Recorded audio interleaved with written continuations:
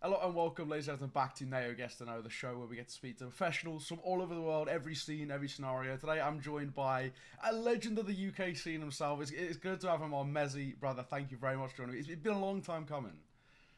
Thanks for having me. It's good to do some more talk shows and be on some more being guests on some shows. So thanks for having me. No worries. Well, let's go back to the start, right? Where did it all start for you? How did you get involved into esports? I know this is a question that's kind of, close to home with your family, but where did it all start for you?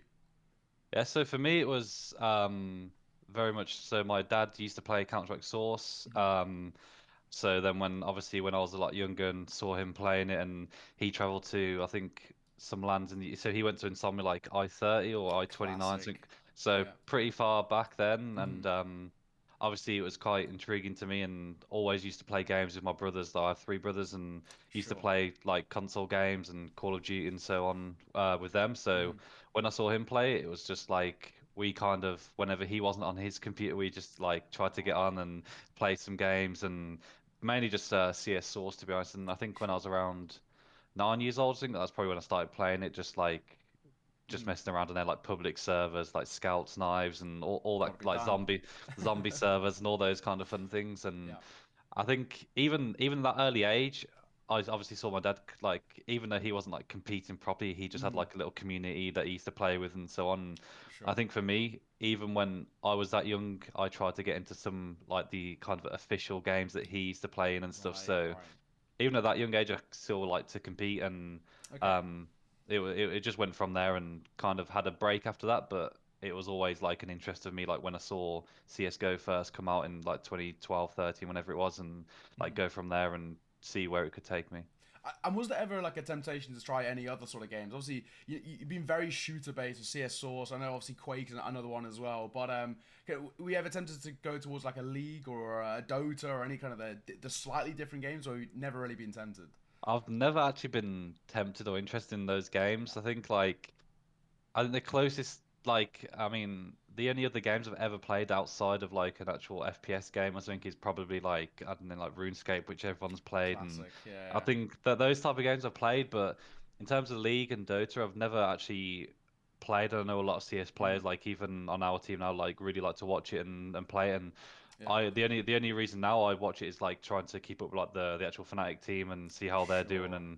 and so on. And that's how I keep up with that. But in terms of playing, I never really like had a big interest, or like even when I've gone to try it, maybe like it really wanted to make me stay there and play. So Right. I think it's because I'm constantly comparing it to CS, There we go. Yeah. and it's really hard to, like, when you constantly come back to CS, it's like it always brings you back, and those other games it's like a lot harder to compare, at least. That's fair enough. Well, when you were getting involved in towards like, CS Source and I guess CS:GO as well, was there any kind of player for you who was kind of seen as an idol? I know the kind of the UK scene, it's tough to look to kind of, big fabled names. We look towards Sweden, they look to the old NIP 870 roster. But for you, who was kind of someone, it didn't have to be from the UK, just when you came into CS:GO, they were like the person like, I want to be like them.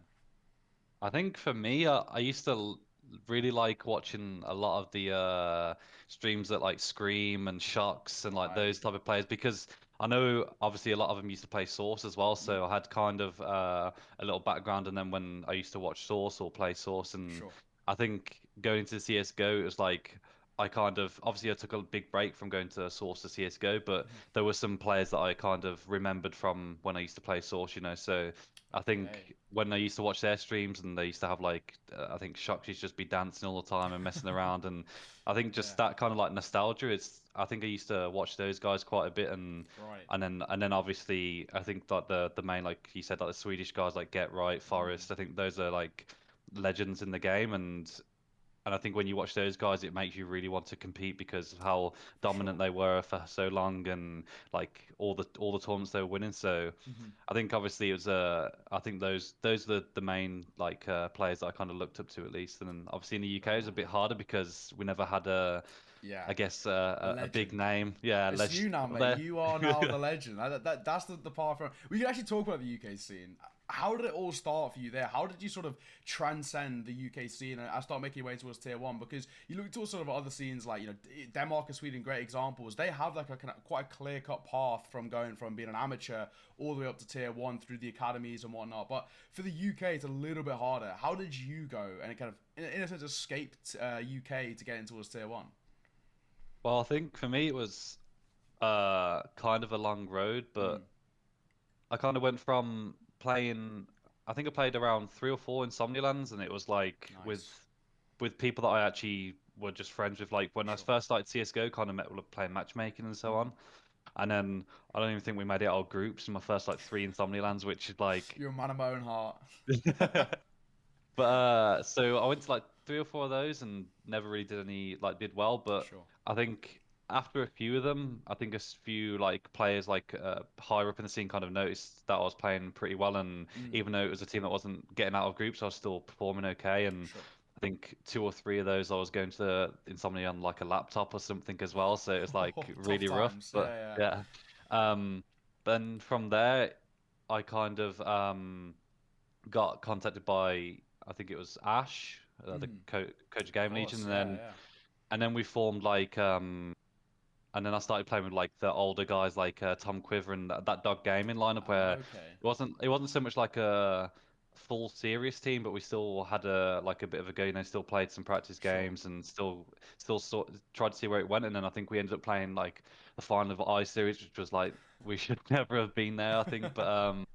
But that happened, and then after that, I think that was when I made the Fun of I series. That's when obviously a lot more names like higher up in scene kind of noticed me, and then I Sure. got invited to play with like in the old Vex lineup with like Mm, Adam, Cray, because those right. guys had just split up and like trying to find some new players to play EPS with. Mm, So they kind of asked me, and that's how the Vex lineup was formed with me, Link, Cray, Adam, and I right. think at the time was Fraser. Okay, right. So that was the lineup to begin with, and then I think from there that's when it kind of like started to actually push on, and we actually started to obviously practice a lot more and take it Sure. more serious, and then we did well in EPS and started to like beat teams like Endpoint and Hmm. so on, and then we actually did okay in like ESEA Advanced, Yeah.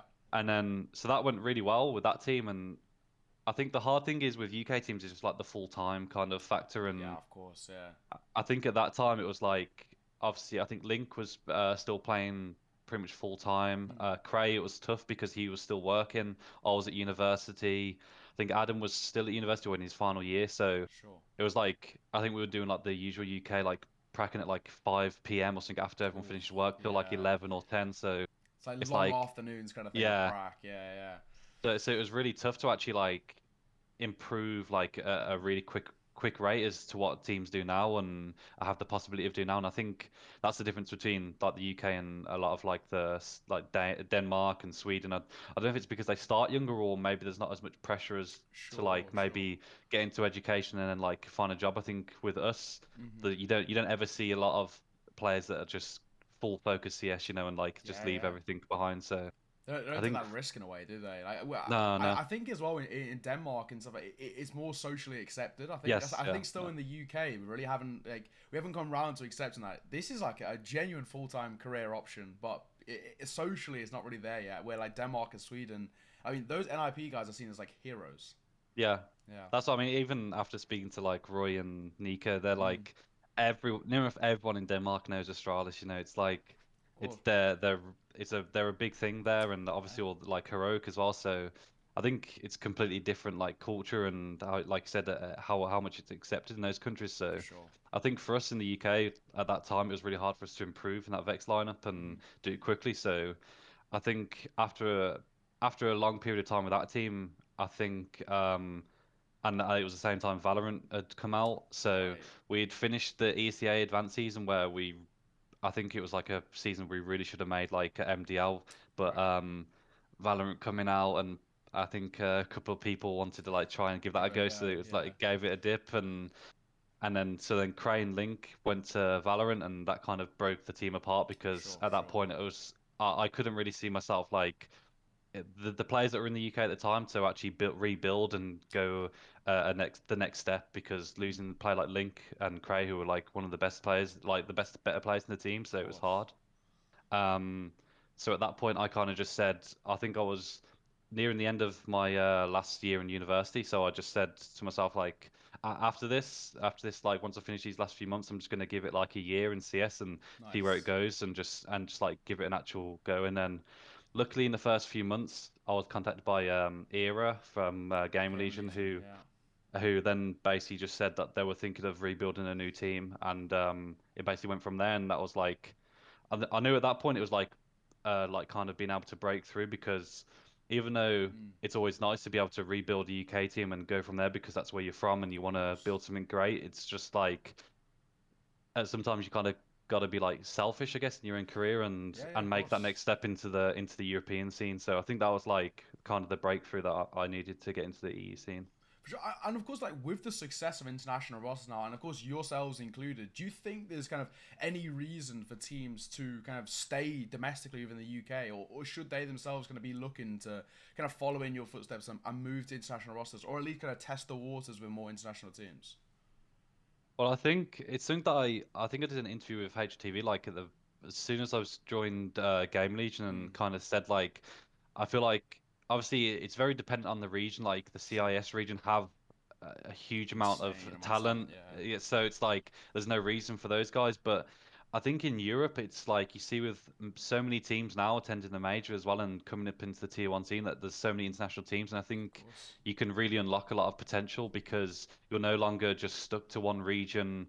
And obviously, if you're from Denmark or something, then maybe you do have a lot of talent. But I think elsewhere, even a region like or a country like Sweden, who have dominated for so long, now you look and think there's not so much talent there that you can kind of build one team that can actually compete. Sure. Like you've got the Eyeballers team who are obviously doing well, but at a tier one level, they're obviously it's going to be hard for them to actually break Yeah, yeah. through. So I think when you look at that, it's you have to be able to look at every elsewhere in Europe and really try and build something there, Mm, because you've got like a huge amount of like players different talent there. So I think for me it was just I think that's where you can really see the difference in teams, because like I said, there's when you've got a huge amount of yeah. different pool of players, it's obviously going to benefit you well. And obviously, it requires more work in terms of communication and different cultures within the team. But I think it's you're always going to see a more of a benefit in that sense when you've got like a more a vast majority of players that you can then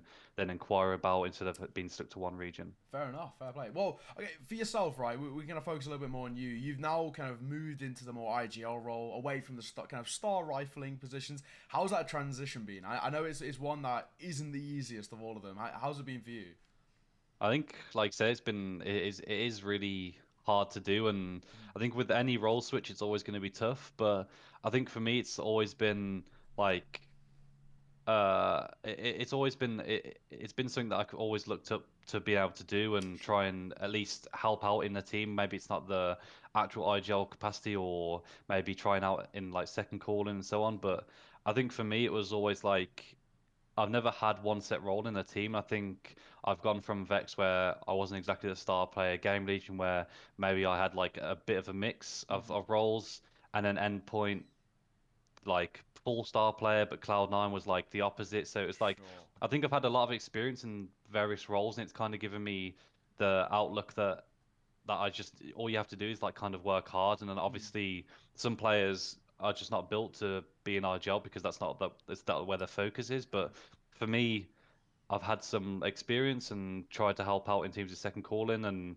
I think now it's like always going to be a hard transition because it's now your sole focus is Of course. the whole team. So I think for me, it was just that I need to make sure I do more review on the actual team and the Mm. actual calls instead of me focusing on like, was my positioning good here? Could I have got this extra kill? And that's those are the type of things that are completely different now. It's Sure. not so much focus on my individual skill. Obviously, I still want to keep that at a good level, but for now, it's like a much more focus on like the team and Of making sure course. that we're doing the right things. And was this a good call? Was this a bad call? Or Sure. and just the kind of macro in that sense. So it's always going to be a hard transition. I think now it's kind of making it a lot easier because obviously we had more time to gel as a team, Yeah. and people know exactly like how we kind of want to play and get being on the same page. And for me, that's the most important because I'm no longer having to micromanage so much and have to Sure. focus so many things like in that aspect. So it's kind of more of a mix now where I can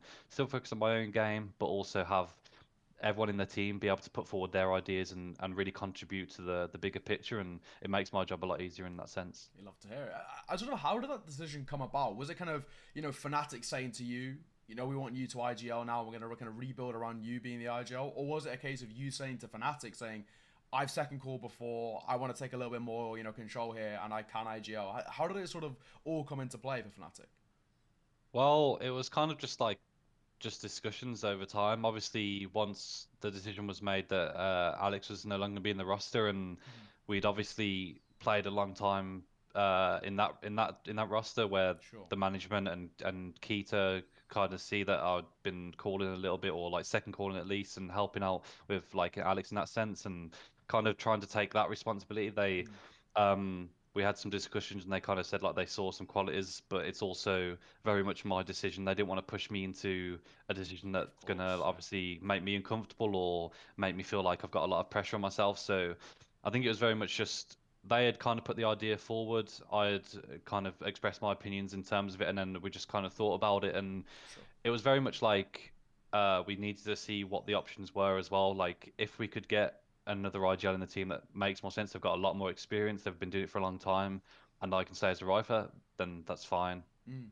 But it's also I kind of put my idea and my opinions across that I was really motivated and like excited to like take on the challenge to do it because Sure. it's something that I think for me, it's always gives you extra motivation when you've got a new challenge or something you Right, need to yeah, I get you. conquer, you know. So it makes you want to put even more time in, and it's like time in different places where you've never actually kind of had to look at before. Instead of doing so much more deathmatch or so on, it's much more in like demos and like reviewing your own game and the team's game. So I think for me, it was very much like just a discussion, an open table with Sure. Fnatic and the management, and kind of going from there. And we felt like this was the best decision, and Love we it. just need to make sure it was like we had the right pieces of the team to for it to make sense as well.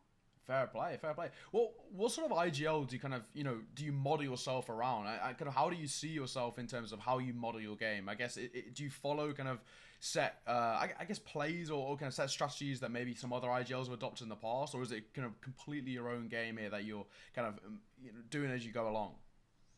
I think the one thing that we kind of wanted to have was obviously not exactly like, but how old Fnatic teams obviously used to play, where it was very free flow, Okay, defaulty, and a lot of like a lot of responsibility on the individual players and the sure. and how they want to play. And obviously back then, Fnatic played a very interesting style where it was very free flowing. But Yes, yeah. I think now you've kind of have to have some sort of structure still. And I think you see it with a lot of Danish teams at least. They're very much about reading the game. Like the older Astralis team was very much like a default base. You know, it was kind of putting a lot of responsibility on the players, making sure they have good chemistry in Of game to course. be able to default correctly and take space. And I think that's very much where we base our game off. And I think it fits us very well as players because, like I said, we made sure we had the right pieces to be able to take the initiatives in game and make the right decisions. Because I'm not going to be the guy there to tell everyone exactly, okay, you need to be here, you need to do this, you Of need to do that. course, So yeah.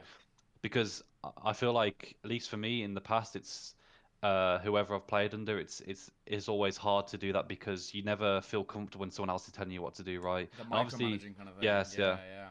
and I think CS has also gone away quite a bit from that type of style of IGL, and Mm. even now, obviously, at times the IGL has to micromanage. They have to have set strats, they have to have this, Sure, but sure. it's also very tough for teams to do that now because the amount of time teams put into anti-stratting and all this, That's it's it. like you have to be coming to events with brand new rounds constantly. And it's also really hard for teams to do that. So I think it's hard for IGLs to have that kind of style and be consistent with it. So I think if you look at the teams like Cloud9, for example, they've I think they've played like a similar way for A ever since they've been while, yeah yeah. for a long time. So and it shows that even though they're not maybe the best team in the world, but it's also a consistent way, and it's also keeping them at the top 5, top 10 team. Yeah, So sure. I think that shows that.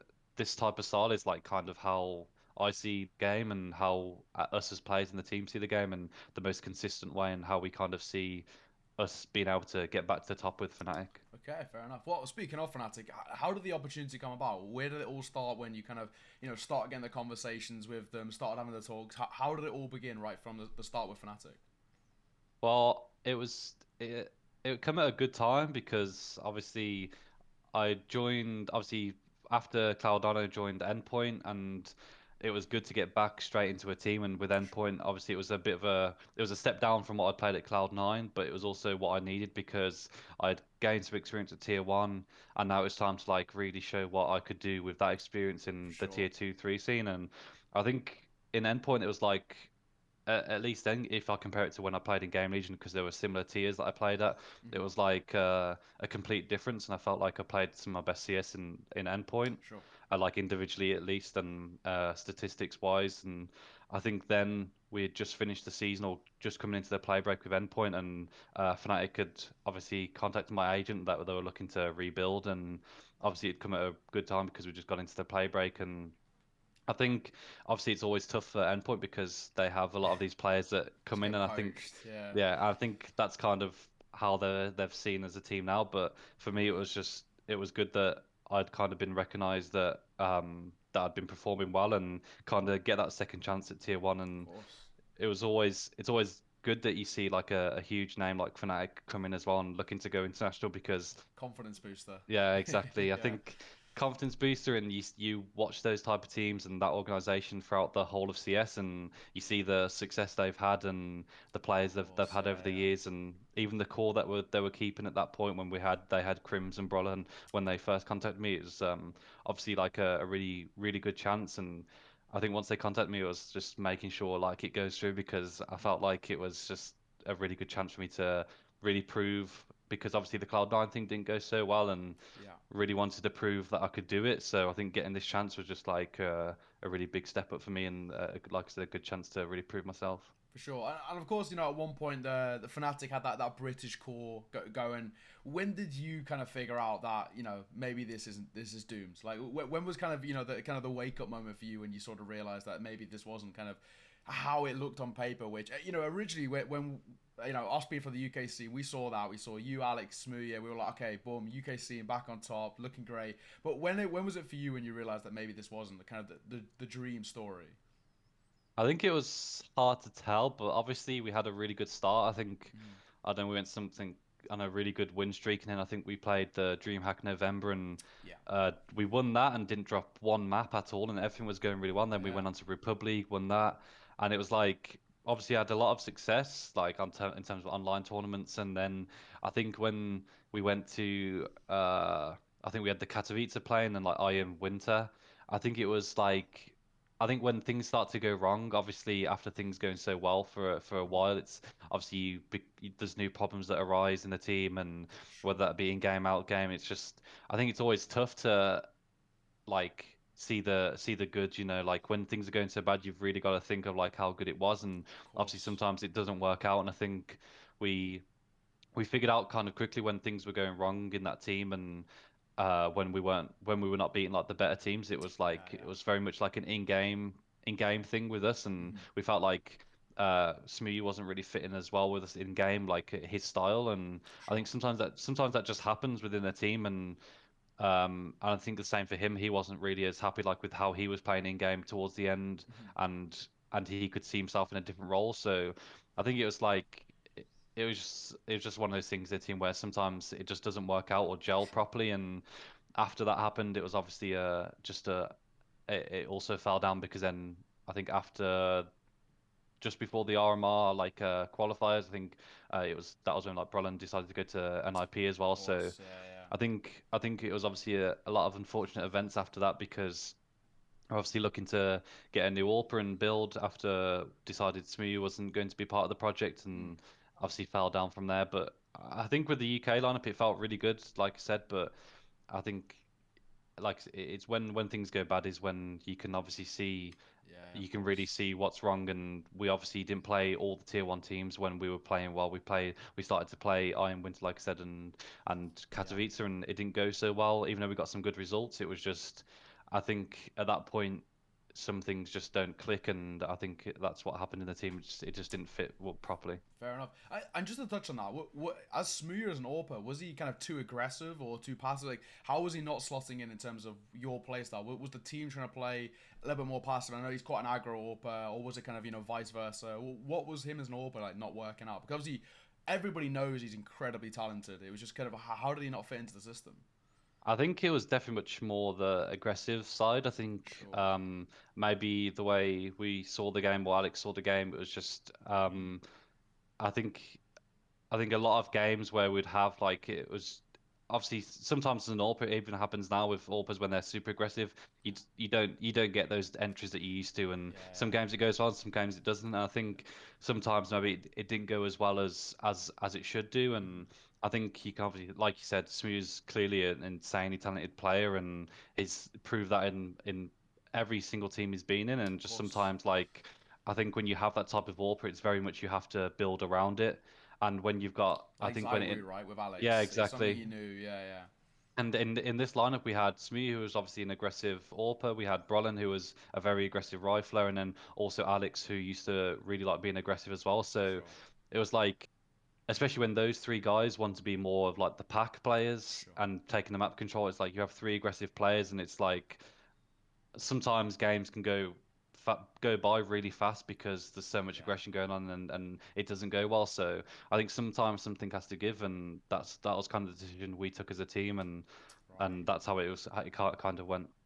Fair enough. And of course, now you've got three new signings coming through. You've got the two boys Copenhagen Flames. You've got Fashr coming in as well. How's the roster been gelling? You mentioned, I think for every roster, especially when you're very international, early doors, a little bit harder, kind of just because there's a difference in play styles as well as different in personalities. But how's the team been doing now? Kind of how you been gelling over the last few months? We saw you at the RMR, you farmed.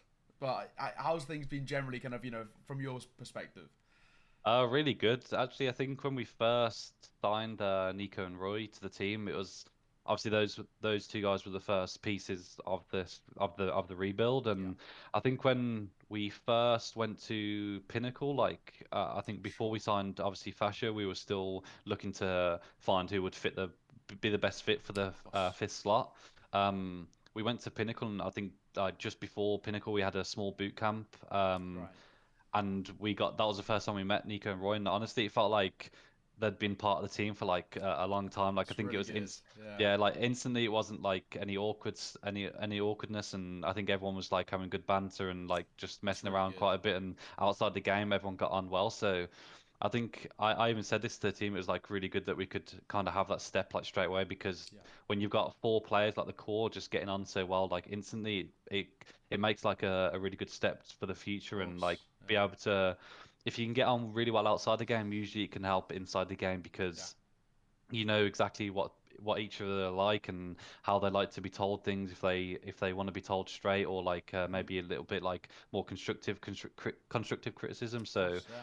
I think it was a really good start, and then just adding. Obviously, you're always a bit like cautious when you add the fifth player because you really want them to fit in as well. And For sure. I think we made a really good choice with Fasher because he's the exact same. I think as soon as he got into the team, it instantly gelled and everyone's That's getting on well. awesome. And I think now it's like I said, I think for longevity and really improving in game, I think that's a really big part in a team to be able to get on well outside the game. And I think everyone's doing that.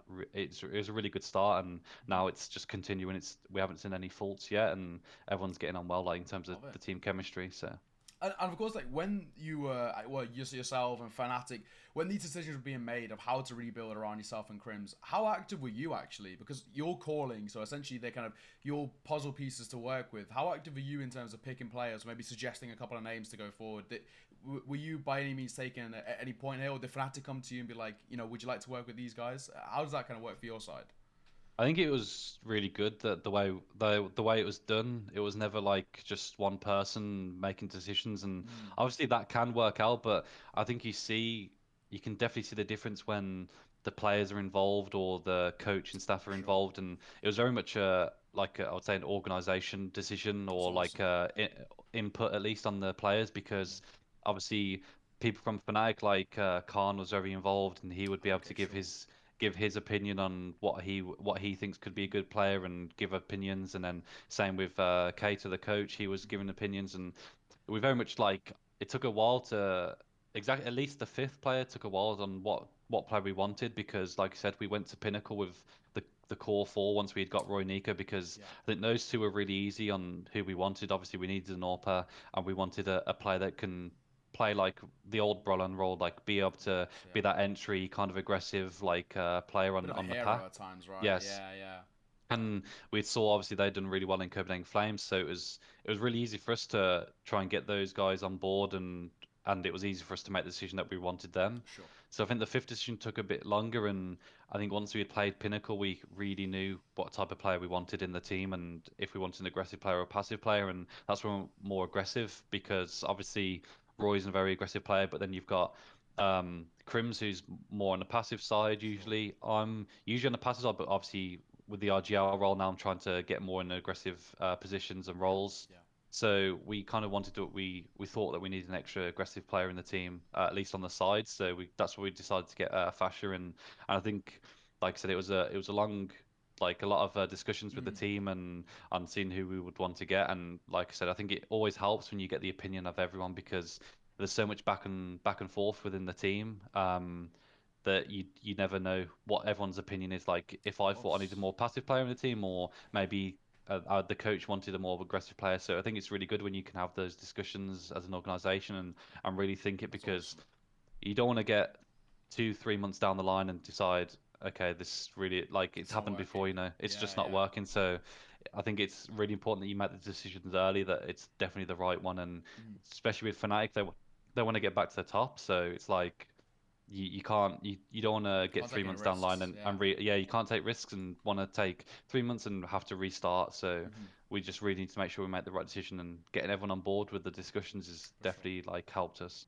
And of course, you're speaking about getting back to the top, right? You can have the recent successes, the RMR, very, very successful there. But what do you think is just holding you guys back against kind of the more tier one teams? You look towards kind of maybe the Liquids, the Navis, Vitality and EPL, for example. What do you think is just holding you back, kind of being able to be on the same par as them again? It feels like you guys are right on the cusp, but there's maybe like one thing that's stopping you. What do you think it is? I think obviously it's a few things, and like you said, with international teams, it's very much like a lot to work on in terms of Mm-hmm. communications and so on. I think Sure. that's always going to be a big part, but I think for us early on, and especially at Pro League, was very much the map pool. It's always going to be tough early on in a team to build a strong map pool, and I think That's it. when you look back at most of those games that we played in Pro League, I think even against Na'Vi, Vitality, Liquid, we won all our map picks on pretty much every single one. Yeah, yeah. So I think on the maps that we're confident in, I think we can definitely go toe to toe with all these teams. It's just at that point, the map pool was proper weak, and I Yeah. think like Making it a bit like deeper, kind of thing. yeah, Yeah, and I yeah. think now it's obviously over time you just naturally have to improve on these things, and it's only going to get better after each practice day and each week. So I think for us, obviously, we're in a much better position now, but I think it was good to know from our standpoint at least, and the short amount of time we'd had together, that we could take these maps off these teams that we were Got it. definitely confident on. We'd pick them, and I think when you know you're doing that the right thing on your map picks, you Mm. just go on to those other ones, and then it's like we just need to do the same thing, get comfortable, spend more time on these maps, and go from there. Because even in a lot of those series, there was very close maps, and we could have Sure. taken them off those teams. It's just like I said, I think when the other team has more experience or they're more confident in their map pool, it's always going to take a bit more time. Of course. Well, big recent news we already mentioned. You qualify for the major. How and the Orgs missed out a couple of times recently, right? How good does it feel back? To be back in the RMR, back in the major now through the RMR. How good does it kind of feel to finally have got this Fnatic side to the major and to Rio? I think obviously really excited and really happy with the performance because, like, from at least from my side, my first major, obviously it's going to be really Of exciting, course. and it's obviously for any player, it's the one thing you obviously want to do. You want to That's be it. making sure you're at these big tournaments, so it's obviously a really good thing to make your first one, and then like you said, when it's also an organization that have had so much success in the past, been at pretty much all the majors apart from the last few, and you're part of the team that gets them back there. I think it's obviously a really good achievement for us, and it's only just the start. It's like the Fnatic teams of the past are not used to just getting to the majors, but actually winning them and getting deep Of runs. course. So Yeah. I think for us, it's very much obviously it's going to be extremely hard to do that, but I think at least build on that and get to where we kind of want to and make steps forward because obviously we're making a major now, but it's not where we want to be. Want to be getting to the legend stage, want to be getting playoff runs Totally. and so on. And it's always going to take time, but I think this is at least the first step of showing some potential at least because, like you said, it's really exciting to get to my first major and also get Fnatic back there to, because Yeah. that's where they kind of belong and everyone sees them at these big events. So. Yeah. Well, of course, first game. It's back in your old stomping ground against Cloud9. I mean, how are you feeling about that one? It's a big game to kickstart the major as well. I think it's obviously always going to be exciting to play like a big name in your first game. Mm. Obviously, it's always going to be a lot harder, and a lot of teams may think, oh, that it would be nice to get like maybe a good start against a lower tier team or an Yeah. easy Yeah. game. But I think it's always good to see where you're at least as a team and get a hard game out the way first for first time round. For And sure. I think even with Cloud9, I think like I said earlier, everyone kind of knows how they're playing. Obviously, that doesn't make it any easier, but Yeah. at least for us, I think we can kind of very see some similarities in our game to them. And Sure. I think when you kind of know how you play and can kind of like know how to react and kind of counter it, I think it's going to make it a little bit easier for us. But like I said, I think they've got some of the best individuals in the world on their Yeah. team, Yeah. and it's always going to be tough. But like I said, I think anything can happen. It's the major, and you've seen at the RMR some big teams not making it, and I think you look now, we're getting into our first game. Maybe they're a bit rusty, and you never know Of what could course. happen. And I think we just got to focus on ourselves. Obviously, it's Cloud9, it's a big game, Totally. but at the same time, we just got to focus on ourselves and get the win because that's all that matters. And like I said, I think we match up quite well to them, and it'll be a good game at least. And what's your preparation been like coming in towards the major? You know, has there been a boot camp? I know you've been super busy recently. You've had Pro League round the corner, then the RMRs, now the major. Have you been? Has there been a boot camp or not enough time? Has it just been kind of standard practice? What's your sort of preparation been like as a team? Well, for us, we didn't. We chose not to have a boot camp just because, like I said, I think we've been really busy. I think we went from, obviously, we had the week in Pro League when we were in Group A, and obviously we had a bit of time at home then to be able to practice and so on.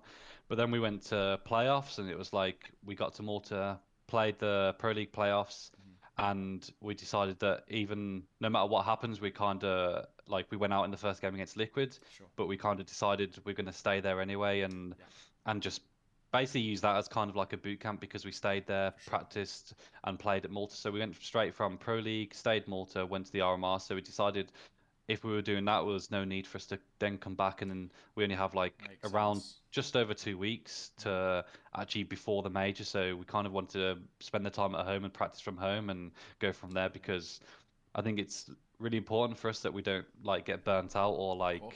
Yeah. maybe obviously it's always hard when you're going from event to event and spending so much time away from home, and also it's a lot easier to, like I said, to get burnt out and like stop enjoying so much playing and go into like autopilot in a sense. Yeah. So Yeah. I think it was important for us that we just kind of not had a like we had a few days break after the RMR and just went straight back into practice and did it from home because I think that was going to benefit us the most. And I think For that's what sure. helps when you've got like the experience of like Crims and Fnatic overall when they've kind of been there and kind of done all the traveling and kind of know the Yeah. pros and cons Yeah. of it. So I think for us it was very important that we just kind of had this time at home and practice from there at least. Fair enough. And of course, now looking towards Rio, you're still a new roster, but you've been playing exceptionally well recently. What do you see as kind of the realistic goal for Rio? Kind of what are you aiming for? Where you reach here and you'll be happy with. I think definitely for us, I think when you look at the teams and how the RMR was, I think sometimes you can see like the RMR at times being even harder than this stage at the major Okay. because I think a lot of the teams are, especially in Europe, are really tough to play. And Hmm. obviously now you have a few more of the other regions. And I think for us, it's definitely our goal definitely to get through this stage, of course, Hmm. because I think we see ourselves in the definitely the top half of this section, and For sure. I think the way we played at RMR, obviously we went 3-2, but I think we still played well in most of our games and could have Yeah. easily made it even quicker through that. And the way we've been playing in practice, I think, has been a really good sign. So Hmm. I think for us is definitely to get through this stage and then kind of go from there because obviously it's always going to be tough after this stage because you then come into a lot of the top teams and you get into like the Yeah. obviously the harder side of the tournament. Hmm. But I think for us it's definitely to get through this stage first and then Sure. take it game by game because Love I it. think anything after this is like definitely a positive because our goal was obviously to make the major and we've done that now. So it's kind of getting the next goal, which is to get through this stage and see where it takes us. Well, last question on this section. I'm gonna just talk about kind of yourself. What are your personal goals? You know, some players like to say that they want to get top 20 on HTV at some point. You know, some players have different specific goals. For you, kind of, what's a goal that you want to set? Kind of maybe just for your career. I think obviously it'd be nice to get noticed individually and get into obviously that top 20 HLTV, but I think for me, especially from this role change, is very much like team based and team Okay. orientated. Yeah. So Yeah. I think obviously for us as Fnatic, we want to be at least hopefully by the start of next year or whenever the next season starts, obviously pushing into that top 10 type of Nice. side of things with Fnatic and really, I think over in a year's time, getting us into those playoff runs, making maybe some finals and being contenders, because Love I it. think there's a definitely a potential in this team, and I think we can see it's just obviously um with these type of like new rosters and international rosters, it takes time. And I think if you give us that time over this year and coming into the next year and towards the end of it, I think you can definitely see our potential. And like I said, pushing onto being contenders in these tournaments and not like obviously we're excited to make the major now, Of but course. I think in a year's time, that's not kind of one. That's kind of where we want to be at, just making those majors. That's Love obviously it. that's just a small thing Yeah. in a year's time. We want to be with the phases and the That's it. Navis and stuff. So I think there's definitely potential there. It's just obviously it takes a bit of time, and Yeah. I think Yeah. that's where we can definitely see ourselves. Of course. Well, from that we can move on to kind of more of the Twitter Reddit questions. We've got a whole variety to go through, but we'll start off with a few myself that I want to add in there. So, do you have any sort of hobbies and interest outside of esports that you kind of do, on a more daily basis? I mean, I'm very much into sports. Obviously, when I was younger, I played quite a bit of football, so I watched quite a bit of football Who do you support? and Birmingham City. Oh, But unlucky, we'll move on. unfortunately. So so that so obviously I have a big interest in football, and then something that I kind of had more of an interest in the past few years was NFL, like American football, Oh, and nice. kind of try and keep up with that and watch as many games as that and like have to be honest, I think I've had more interest in that over the past few years than actual like proper football, you know. Yeah. So I mean, when you I support think it's Birmingham City, you would, I think. yeah, Yeah. yeah, that's what I mean. It doesn't get so exciting watching those guys. So, but I think yeah, I think just sports overall is obviously a big interest, and it would be something obviously I would love to be able to do outside of CS is play those sports, but obviously with the Sure. time and so much It's traveling, hard. it's always hard to do. But Yeah. I think that's definitely something I would, if in the future I could kind of like be able to put into a schedule is play those. But I think my only like interest at the moment is like just sports overall. I think is a big Yeah. Yeah. like interest of mine.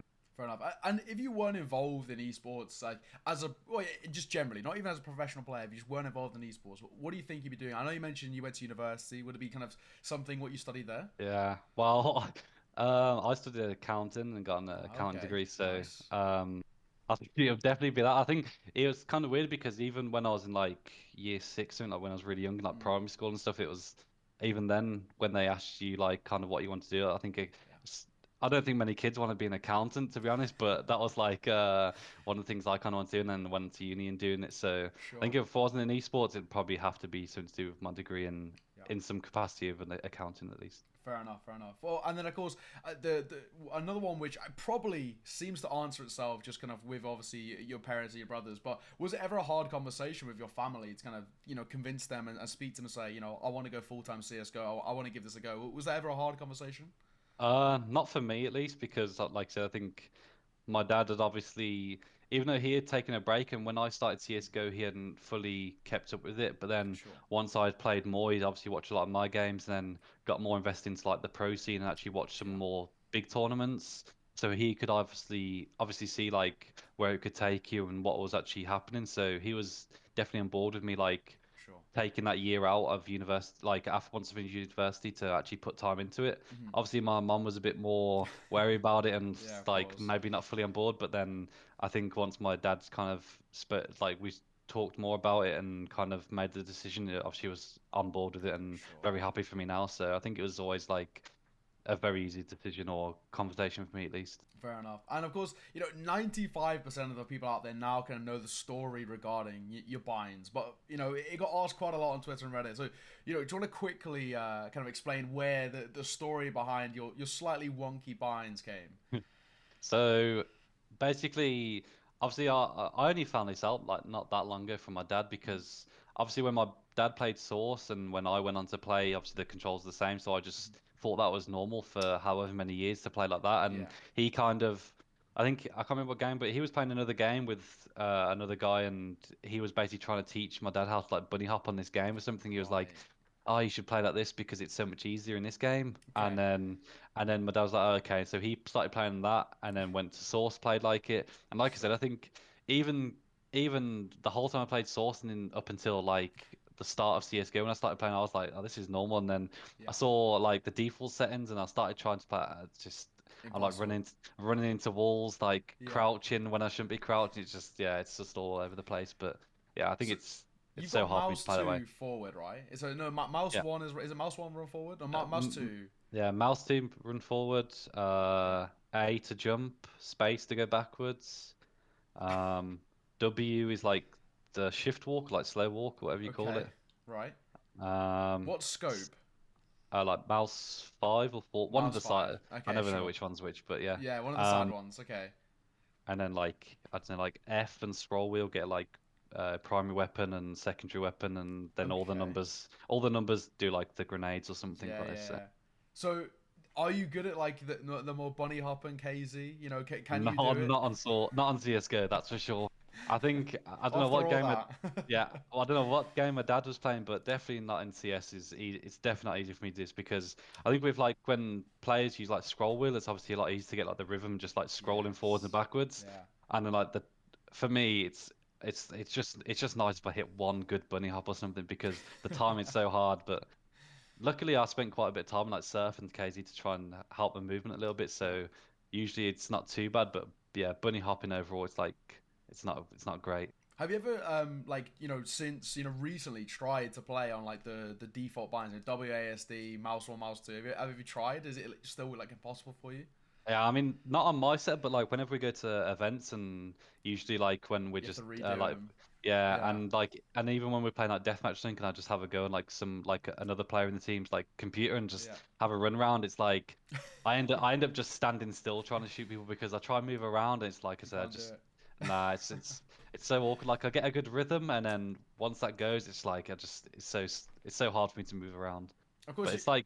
Oh it's yeah. like the same with all the other games. Like even if I Mm. play like when I've played like I don't know Apex or any Oh other game, yeah. I do the same. Like I have to change everything, and especially in other games, it gets a lot harder because they have like so many different controls. So it's like my whole keyboard's just It's all just messed up at that different. point. Yeah, Yeah, yeah. so Oh it's my really god, that tough. must be a nightmare. Playing any other sort of other games, having to Yeah. like rework everything. So I mean, obviously, you're not the only one in your team with weird binds. Fasher as well. Do you bond over your slightly janky key binds?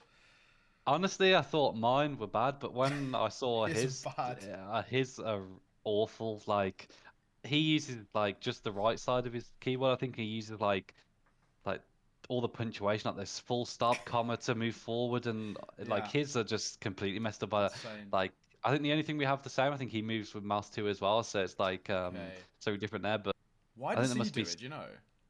I don't know. I think his must be the same because I think his dad used to play some games as well, and Okay, right. must be something similar. But there must be something in it because I think we both did pretty well in like our tier two, three There scene. we So go. we just need to tell everyone else to play like that, and maybe they can just perform as well. So. Fair enough. Well, okay. So someone wants to ask, what do you personally think went wrong with the C9 project? I mean, obviously, kind of we've seen the more public side of things, where a lot of pressure put on you guys and all that thing. But what do you personally think kind of went wrong with that sort of thing? Because you were set up for success, and obviously it didn't really come out like that. Um, I think, like I've said before, it's a lot on the time with the team, and Hmm. we didn't have.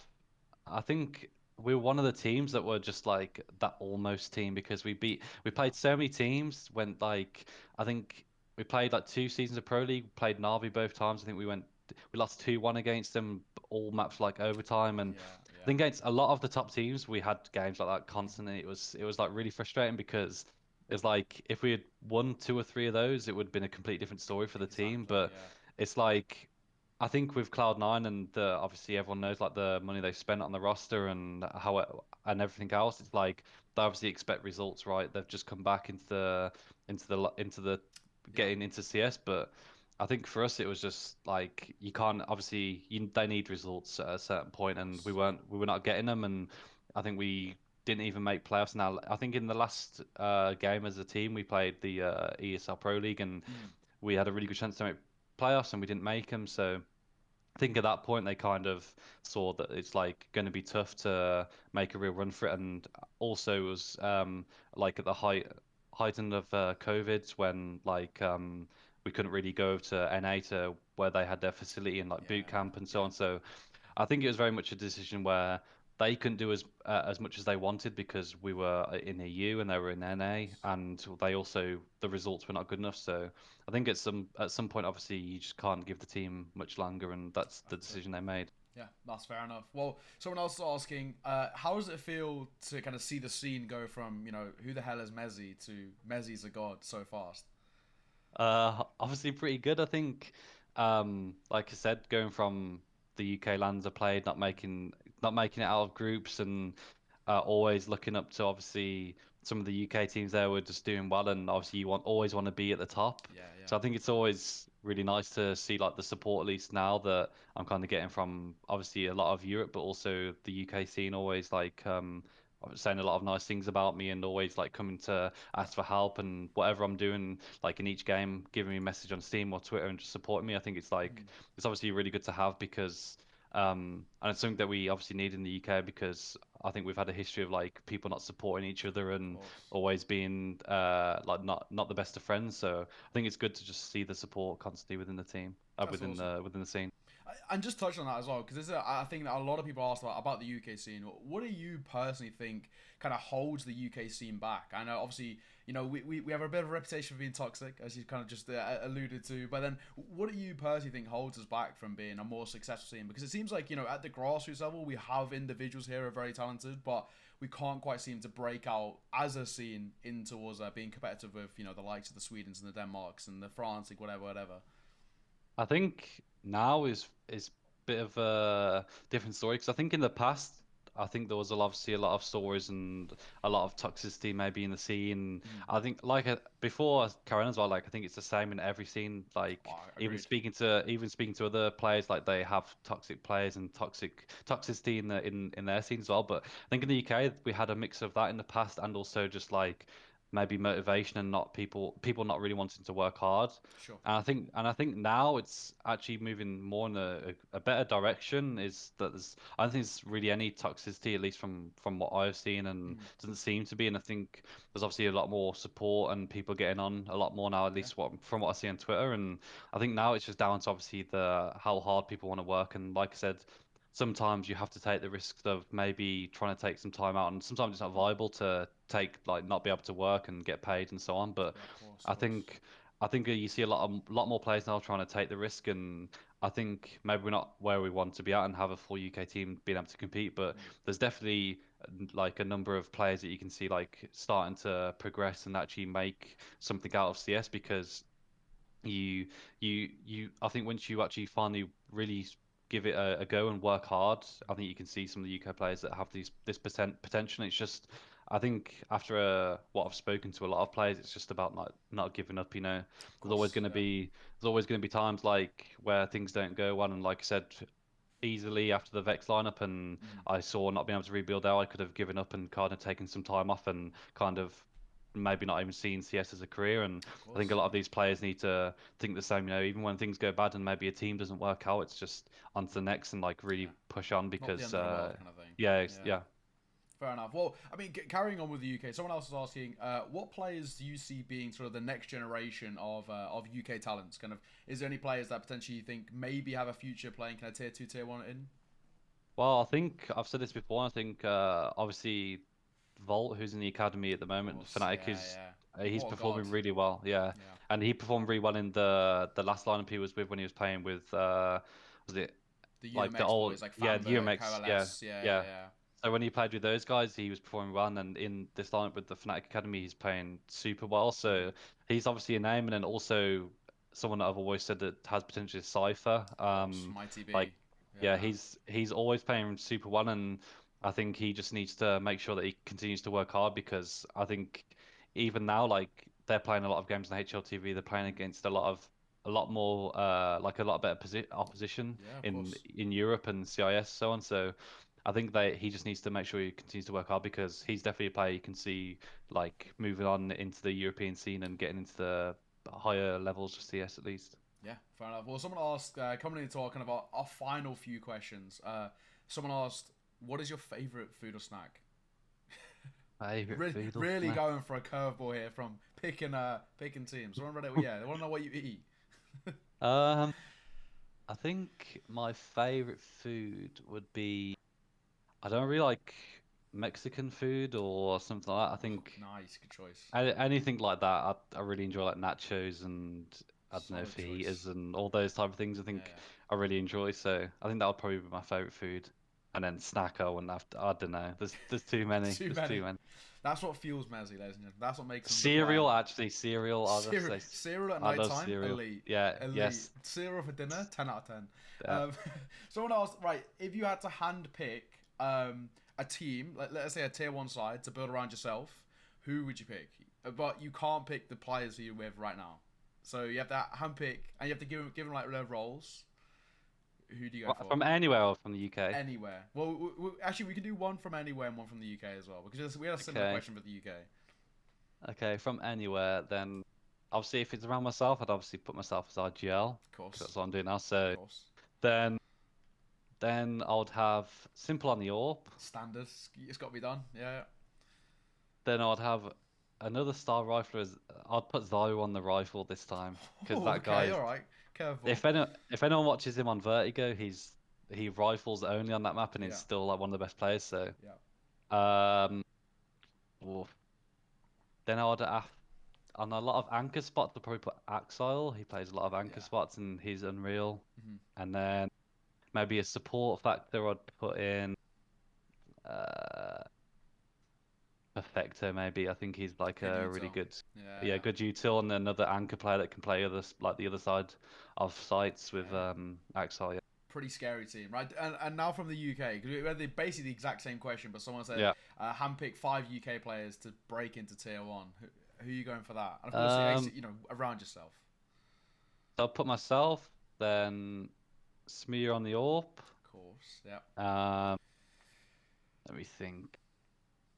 Then I feel like we can't include Mantu since he's changed his flag. no, can't include Mantu then He's changed and his I flag can't to Poland, so it doesn't. and I wouldn't include Alex just because he's never really played in the UK scene. Mhm. He's He's more of a French. French. Yeah, of course. Yeah. Yeah, yeah. So then I would have to have oh I think I would add Volt and Cypher in the team. So we've Nice. got some young guns in there. Yeah. And then I need one more experienced player. Mm, And I guess also you can't bring any of the Val boys back as well. While that nah. would probably be quite good, you can't bring any of them back because they've jumped ship. So Um Then maybe if it's a UK team, I'd bring Max in as well, even though I'd RGL. But maybe I'd give Max the RGL reins and I can you play a little bit more passive. yeah, Yeah, yeah, yeah. yeah. I think I'd do that. Right, decent little team. That's not too shabby. Well, we'll move on to the second to last question. Have you ever been tempted? We actually kind of spoke about this earlier, but have you ever been tempted to make the switch to Valorant? And have you played it? And kind of what's your thoughts? I've never actually been tempted to change to that Mm. game. I played it like when it's first come out, I played it quite a bit Mm. and like just messed around a bit, played some like fun tournaments and uh I think even in one of the tournaments we beat like that Fish 123 line that actually went on Oh, to yeah, the beat good Liquid or one. something. Yeah, yeah. Yeah, I just played it a bit for a bit of fun, and then over time it was just kind of like I think that was during like the CS break or something. So Sure, sure. it was kind of like I couldn't see myself playing it because the more I played it and more people got like used to the abilities and stuff, Of course. it was like impossible to do some things in that game. Like you'd be holding a site and there's like four corners and all of them get destroyed by like some sort of ability, and it's just like There's you nothing can't you even can do do. anything. You just Yeah, gotta sit and wait and then retake a site. So it's yeah, like yeah. I think that game wasn't for me. It was I think it's a good game. Like the Mhm. actual mechanics and everything about the game's good. It's just like I think it's really hard when you like for, at least from an individual standpoint for me, it's like I like to be able to be in control of like what I can do. And like in CS, I think Yeah. you can always put yourself in certain positions and based on things. And I think in Valorant, I obviously don't know because I'm not experiencing it, but Hmm. it feels a lot harder because of the abilities and Yeah. like Lot to especially in learn like as well there. yeah, Yeah. there's a lot to learn. And in terms of anchoring sites, which is something I do quite a bit, is like Hmm. it's if it's just feels like it's never in your control to Yeah. on what you want to do. I feel like IGLing in Valorant must be impossible with Yeah, like every scenario you got to think of, every bit of utility. Like I have a lot of respect for them because there's so much shit that goes on at any given moment. So yeah. I yeah. think you look at CS now, and it's a obviously it's still hard, but you Hmm. can there's only so much like with the smokes and flashes and molotovs that you can Exactly. count and kind of keep up with. But in that game, it's like even from an observing point of view, you look and there's so many things, different Yeah, yeah. things going on the map, and you're like, how can anyone like actually keep up with this? It's really tough. So hats off to, like you said, Yeah. to all the RGLs in that game. Well, our final question, probably arguably the most important one. When you're making tea, do you make the tea or the milk? Do you put the tea or the milk in first? I always do the tea first, Good, so good. There we go. tea bag, Not cancelled. That's good. no, no chance. I don't know. It's the same with like the cereal Yeah, like debate cereal or as well. milk. Yeah, it's got to be cereal. Yeah, Surely. Yeah. cereal, then milk. I don't know who would put the milk in first in the cereal, but Yeah. yeah, I don't know.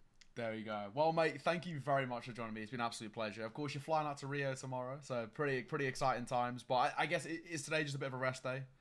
Yeah, just chilling out today, making sure I got everything for the travel day. But yeah, Yeah. just chill out a little bit. Not too bad, not too bad. Well, mate, thank you very much for joining me. I'll kind of open the floor up if you want to do any shout outs. All your kind of your social links are already below, your ats below your head, and all of them in the bio and whatnot. But I mean, feel free to kind of open the floor. You can kind of say whatever you want. Just thanks for obviously for all the support. Like I said earlier on, with the everyone in the UK like giving me support and giving messages on Twitter, and the same with just obviously big thanks to Fnatic for all the support and everyone that's fans of Fnatic, and obviously happy to be back at the majors, and There just we a go. big shout out to everyone there, and obviously always a big shout out to my agency Prodigy. So Big up. yeah, We love Prodigy. and yeah, and then obviously just thanks to you for having me. So Oh, mate, appreciate it. cheers. Thank you very much. It's been a long time coming. We've been waiting to do this for quite a Yeah, while, and I think we picked the perfect time, day before yeah, it was a good you time. fly out to the major. But mate, congratulations again on qualifying. Best of luck, Cloud9 first game. I've got you going through my pick'ems as well, so like can't let me down. I need the diamond coin, or else like my career goes up in flames. So. I'm I'll expecting try big my things. best. But cheers, mate, for joining me again. And thank you everyone at home for watching. It's been a pleasure. Make sure to subscribe, like all of the rest. Go check out all of Mezii's links. They're all below. And for now, we will say goodbye. Farewell.